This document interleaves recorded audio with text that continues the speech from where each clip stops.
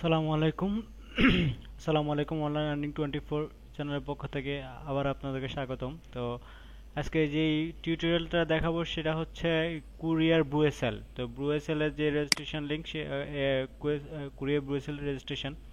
তো এখানে প্রথমে যে অ্যাড্রেস বার আছে, এটা এইখানে এই অ্যাড্রেস বারে যাবেন, epsbuesel.org.bd। তো এখানে আপনি যেটা করতে হবে, যা যা করতে হবে কুরিয়ার জন্য, প্রথমে রেজিস্ট্রেশন করতে হবে আপনাকে। তো রেজিস্ট্রেশন আপনি কিভাবে করবেন, অনেকে আসলে এটা করতে পারে না। তো আমরা এখানে ফুল নেমটা লিখবো,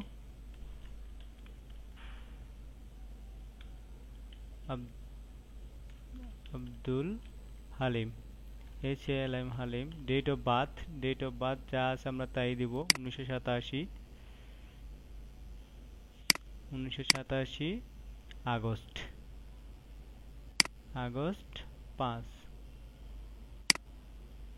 তারপর এমআরপি নাম্বার, যেটা এমআরপি নাম্বারের মধ্যে এখানে এখানে বিএলটা লিখবেন, তারপর পাসপোর্ট নাম্বার দিবেন 0817551।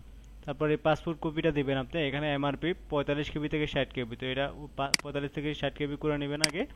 করে আপনি যেখানে সেভ সেভ রাখছেন ওইখান থেকে আপনি এটা আপলোড করে দিবেন।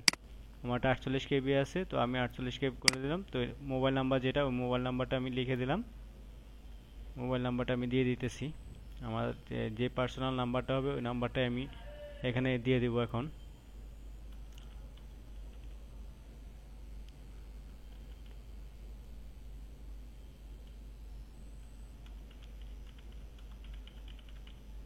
দিয়ে দিলাম এখানে 3333TGP7, এসবগুলো দিলাম। একবার মিলিয়ে নেবেন সবকিছু ঠিক আছে কিনা।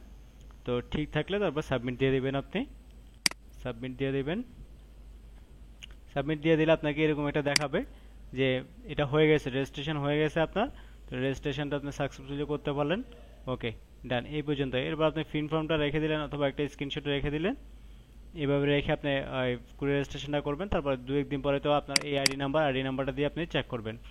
তো ভিডিওটা ভালো লাগলে, অবশ্যই হেল্পফুল হলে আপনাদের অবশ্যই আপনারা আমার চ্যানেল সাবস্ক্রাইব করবেন। এখানে সাবস্ক্রাইব বাটন আছে, সাবস্ক্রাইব করবেন। ফেসবুক গ্রুপে অ্যাড হবেন। তো ধন্যবাদ সবাইকে আমাকে আবারও সাথে থাকার জন্য।